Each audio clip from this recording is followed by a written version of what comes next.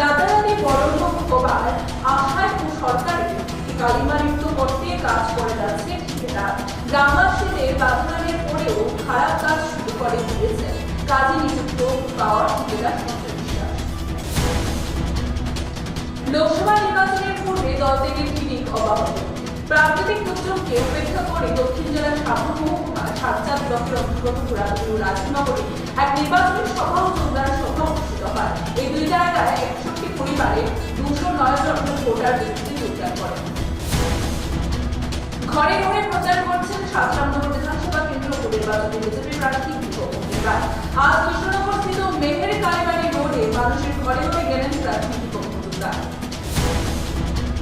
পশ্চিম ত্রিপুরা লোকসভা আসনের বিজেপির প্রার্থী বিপ্লব কুমার দেবের হয়ে বনমালীপুর এলাকায় বাড়ি বাড়ি প্রচার করেছেন বিজেপির রাষ্ট্রপতি রাজু ভট্টাচার্য সহ অন্যান্যরা। আবারও নেশা বিরোধী অভিযানে সাতক্ষীরা থানার পুলিশের গোপন খবরের ভিত্তিতে অভিযানে নেমে প্রায় ৭৫০০ বোতল নেশা সামগ্রী উদ্ধার করতে সক্ষম হয়। আটক এক ডাকাত।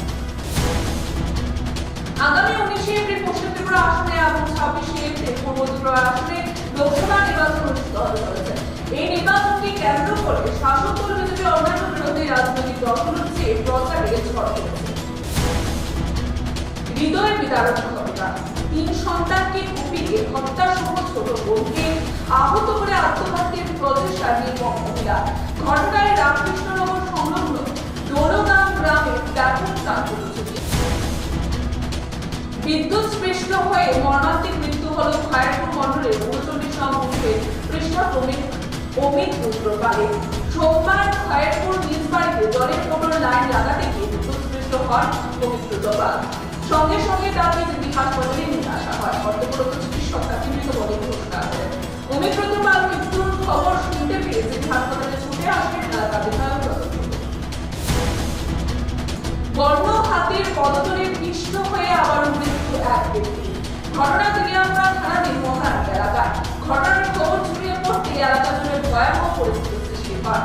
এলাকাবাসীরা চড়াও হয় ডিএসআর এবং বন দপ্তরের কর্মীদের উপর। এলাকাবাসীদের অভিযোগ বন দপ্তরের কর্মীদের দায়িত্ব গাফিলতির কারণে এই ঘটনা ঘটেছে। মৃত ব্যক্তির নাম মীর চৌধুরী। পশ্চিম ত্রিপুরা লোকসভা আসনে বিজেপির প্রার্থী বিপ্লব কুমার দেবের হয়ে বনমালীপুর এলাকায় বাড়ি বাড়ি প্রচার করেছেন বিজেপির রাষ্ট্রপতি রাজু ভট্টাচার্য সহ অন্যান্যরা।